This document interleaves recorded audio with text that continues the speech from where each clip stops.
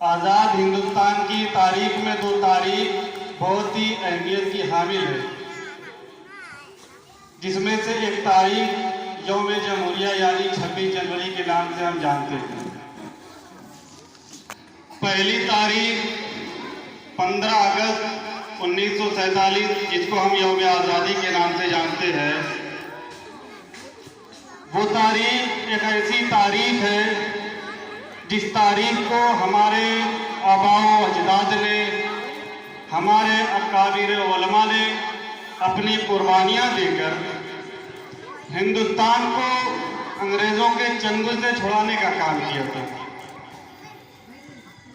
वो तारीख एक ऐसी तारीख हिंदुस्तान की है जिसको बयां करने के लिए बहुत लंबा वक्त चाहिए। क्योंकि हमारे पास वक्त की बहुत तंगी है, मुख्तसर में मैं अपनी बात को खत्म करूंगा। दूसरी तारीख यौम जमहूरिया यानी 26 जनवरी के नाम से हम जानते हैं, जो आज का दिन है। 26 जनवरी हम क्यों मनाते हैं, किस लिए मनाते हैं, इसके बारे में हमें और आप सबको जानने की जरूरत है। क्योंकि तारीख हमने अपनी भुला दी है कि हमारी तारीख क्या है। हम अपने इन बच्चों को तारीख के बारे में नहीं बताते। अगर हम इनको अपनी तारीख नहीं बताएंगे, कल आने वाले दिनों में ये बच्चे अपनी नस्लों को क्या बताएंगे? क्योंकि हम अपनी तारीख से वाबस्ता हो चुके हैं। हमारे आबाओ अजदाद ने जिस तरीके से 2 से 250 साल वक्त देकर हिंदुस्तान को अंग्रेजों के चंगुल से छुड़ाया है, वो एक लंबा अरसा था।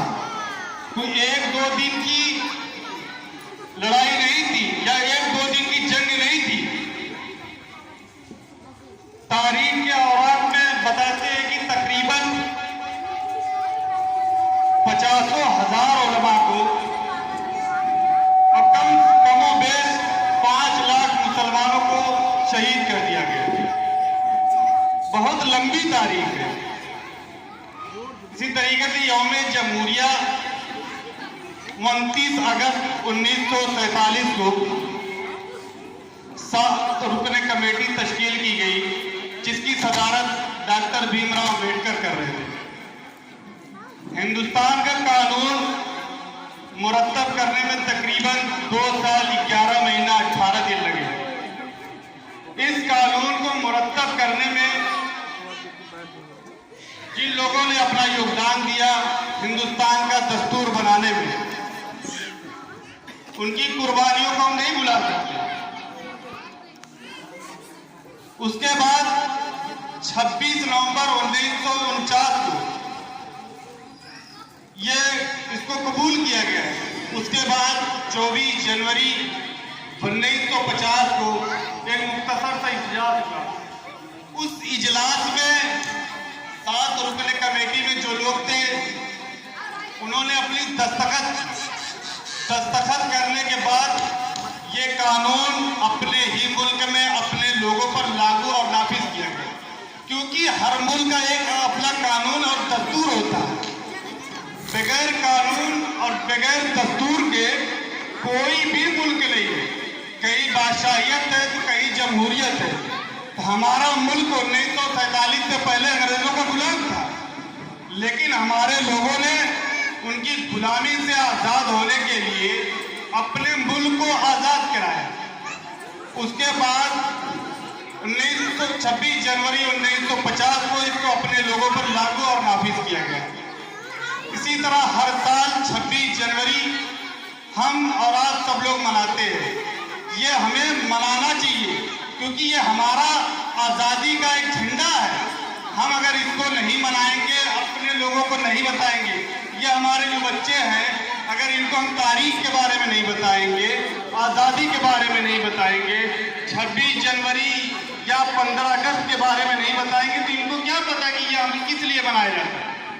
क्योंकि 26 जनवरी और 15 अगस्त दोनों 2 चीज़ है। 26 जनवरी को हमारा दस्तूर लागू किया गया और 15 अगस्त जो आज़ादी का दिन था। इसीलिए हर साल हम 26 जनवरी को अपना झंडा रोहड़ करके एक छोटा सा प्रोग्राम करते हैं। इन बच्चों का भी प्रोग्राम होता है जिसमें हम सब लोगों का बहुत बड़ा योगदान होता है।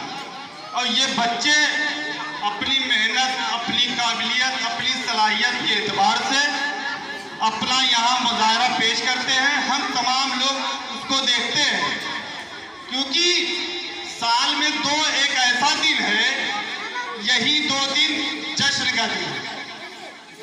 पहली बात यह है कि जैसे इन बच्चों से मैं ये कहना चाहता हूँ कि ये सुनो कि 26 जनवरी और 15 अगस्त का अगर फर्क तुमसे कभी कोई पूछे, यौम आज़ादी और यौम जमहूरिया में क्या फर्क है, तो तुमको उसको बताना होगा कि यौम आज़ादी किसको कहते हैं और यौम जमहूरिया किसको कहते हैं। यौम आज़ादी उस दिन को कहते हैं जिस दिन को 15 अगस्त कहते हैं। 15 अगस्त 1947 को हमारा मुल्क आज़ाद हुआ।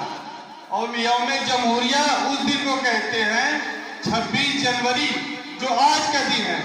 इस दिन को हमारे मुल्क को एक कानून लागू और नाफिज किया गया, जिसको दस्तूर कहते हैं। हर मुल्क का अपना एक दस्तूर होता है, क्योंकि ये जानना जरूरी है। हिंदी में जैसे कहते हैं गणतंत्र दिवस, स्वतंत्र दिवस।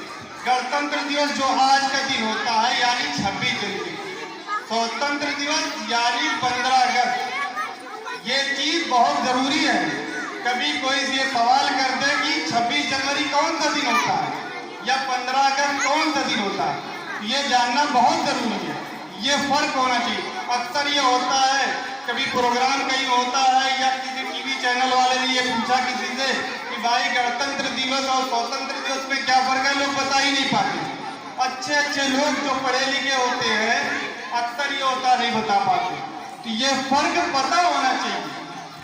आजकल तो आरएसएस वाले जो इस तरीके से जो मुहिम चला रहे उनको तो खुद ही नहीं पता कि इन दिनों में क्या फर्क होता है। लेकिन बस एक उनको जो है अंधभक्ति का एक बहुत बड़ा जो है चश्मा लग चुका है। लेकिन ऐसा नहीं, हमें अपने बच्चों को बताने की जरूरत है। हम अगर अपने बच्चों को ये बात नहीं बताएंगे, कल हमारी बहुत बड़ी जिम्मेदारी होगी, हमारी बहुत बड़ी बदनामी होगी। इन मदरसों में क्या पढ़ाया जाता है, इन बच्चों को यह भी तक नहीं पता कि 26 जनवरी 15 अगस्त में क्या फर्क है। तारीख की चीजें उनको बताई जाए ताकि वो बच्चे हमारे जाने कि हमारी तारीख क्या है, हमारे आबाओ अजदाद ने क्या कुर्बानियां दी है। आजकल तो मुल्क के हालात इतने खराब हो चुके हैं कि जो पूरे मुल्क में एहतजाज हो रहा है। क्यों? हमें अपना संविधान बचाना, हमें अपना दस्तूर बचाना। लेकिन आजकल आरएसएस के लोगों ने इस मुल्क पर कब्जा कर लिया। उसमें उनकी गलती नहीं, गलतियां हमारी हैं कि हमने सियासत में हिस्सा लेना छोड़ दिया। हमारे अकाबिरों ने हिंदुस्तान को आजाद कराने के बाद अपने आप को पीछे रख लिया। यह सबसे बड़ी गलती हमारी रही है कि आजादी के बाद वो अपने आप को बहुत पीछे कर लिए। आज जिसका खामियाजा हमारी आने वाली नस्लें हम उसको भुगत रहे हैं। लेकिन हम ये तहैया कर लें कि हम आने वाली नस्लों को वो दिन न देखने दें, क्योंकि आने वाला दिन बड़ा ही खतरनाक है। जो मुहिम चल रही है इस तरीके की, आज पूरा मुल्क एहतजाज में एकदम बिल्कुल पूरी तरह से लगा हुआ।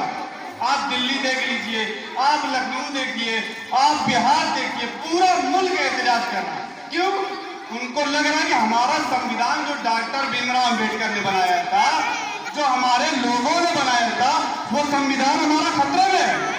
आज दलित रोड पे है, मुसलमान रोड पर है, ईसाई रोड पर है, तमाम लोग रोड पर है। सिर्फ और सिर्फ आरएसएस के लोग जो है वो सरकार की हिमायत कर रहे हैं, क्योंकि उनको अनुभक्ति का चश्मा लग चुका।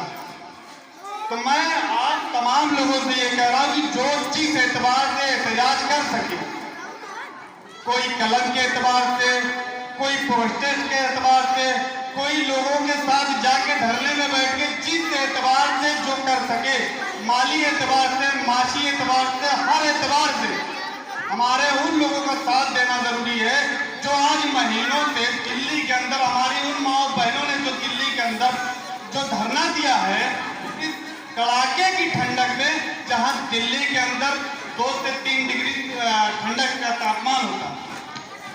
तो मैं उन तमाम लोगों से ये मैसेज देना चाहता हूँ इस मदरसे की तरफ से, इंतजामिया की तरफ से, LSPपुर की तरफ से कि उन माँ बहनों की तरफ से कम दुआ तो कर सकते हैं, उनके हौसलों को बढ़ा सकते हैं, उनके जज्बात को तो हम बढ़ा सकते हैं, क्योंकि आने वाला वक्त बहुत ही खराब है। आज दिल्ली के अंदर इस कदर का माहौल खराब है कि JNU के लड़कों को मारा जाए।